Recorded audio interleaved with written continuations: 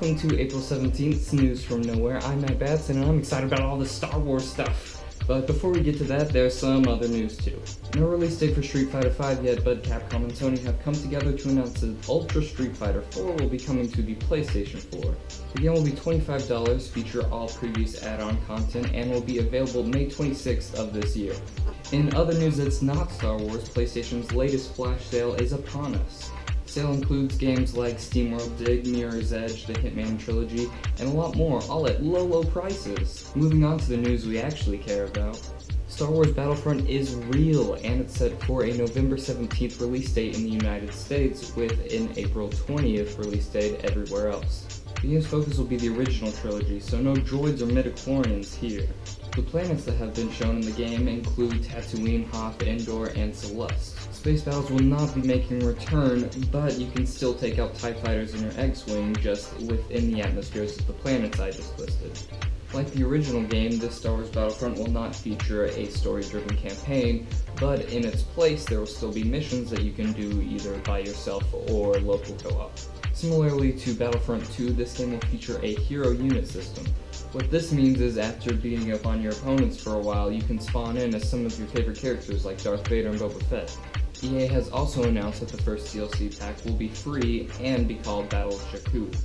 It is still unclear what will be in this DLC pack, but we do know that Jakku is the planet that will be heavily featured in Star Wars Episode 7.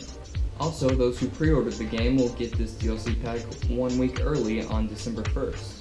It had already been announced that Xbox One owners can play the game first through an EA Access subscription, but now PlayStation owners can get something too. By pre-ordering the game through the PlayStation Store, PS4 owners can get a Star Wars Battlefront theme, so both fanboys get something.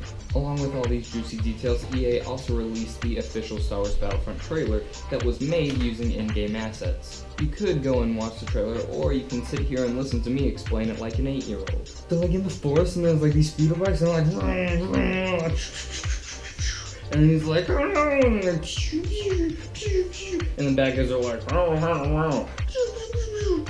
And there's more speeder bikes, and like, and then there's a big water door, and he's like, and they're shooting it, and then they like force field, and then they jump out, and he's got a bazooka, and he fires it with the bazooka, and he blows it up, and then there's a bigger one, and then it's stomping on everything, and it's like, and then they fly by, and then drop the bombs, it's gonna explode, but then what happens after the explosion? I liked it a lot. And that's all for today's News from Nowhere. I hope you enjoyed it. Hit the like button, hit subscribe, go outside, tell your neighbor, hey, there's this cool new YouTube series going on. They're telling me all I need to know about video games. And everyone will say, hey, that's really cool, man. You should come over for a dinner party sometime. You don't have to go to that. Check out middleofnowheregaming.com for all of our other news, reviews, previews, other fun stuff like that, and also where you can get more information about our month of giveaways. This week we are giving away 2 copies of Shovel Knight, and Shovel Knight's an awesome game, so you should totally do that.